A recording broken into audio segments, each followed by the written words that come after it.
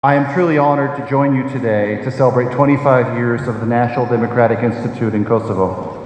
The United States government has a long and proud history of working with NDI here.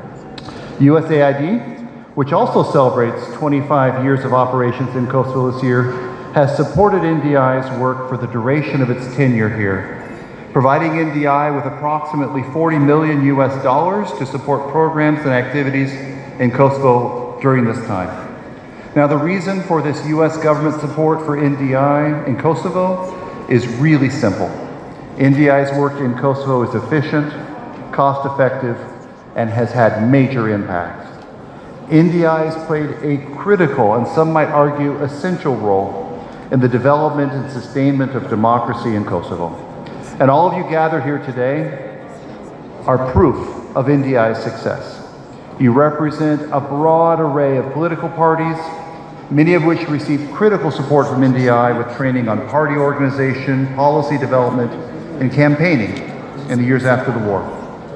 Many of you are among the thousands of women who have been politically or socially active, inspired or empowered by NDI training on advocacy, campaigning, public speaking, all efforts designed to boost gender equality in government.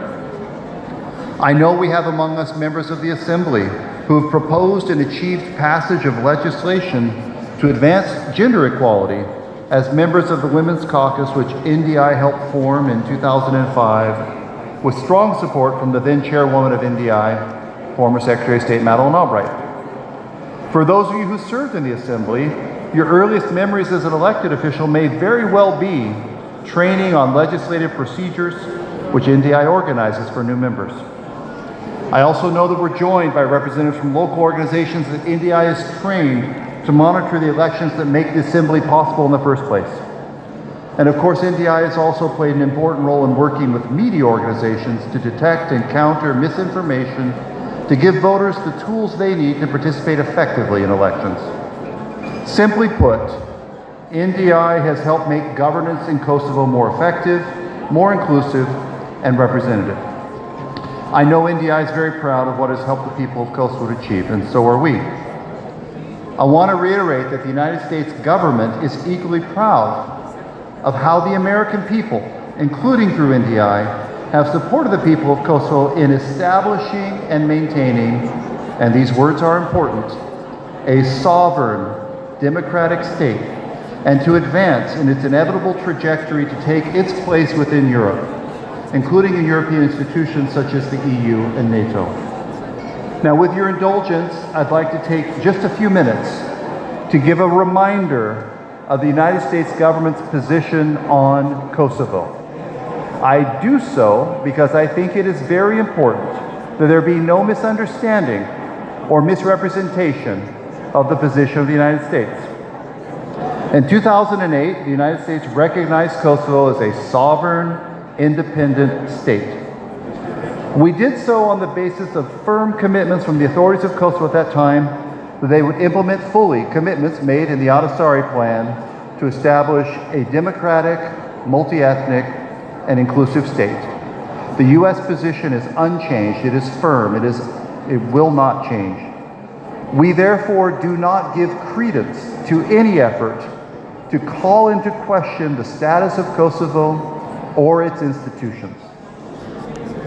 Let me be clear, Kosovo's constitution is legitimate, and we are very proud of the role we played in supporting the people of Kosovo as they developed it. Let me be clear, the institutions of the Kosovan state are fully legitimate, and again, we are proud of our support in helping establish and consolidate those institutions, including with assistance from NDI and from many other partners.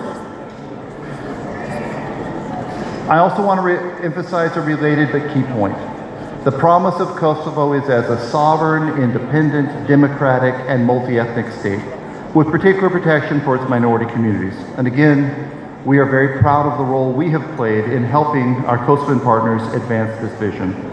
And we continue our efforts to work with the current government of Kosovo, looking for closer cooperation to see this vision realized. Our vision, I think, is very clear.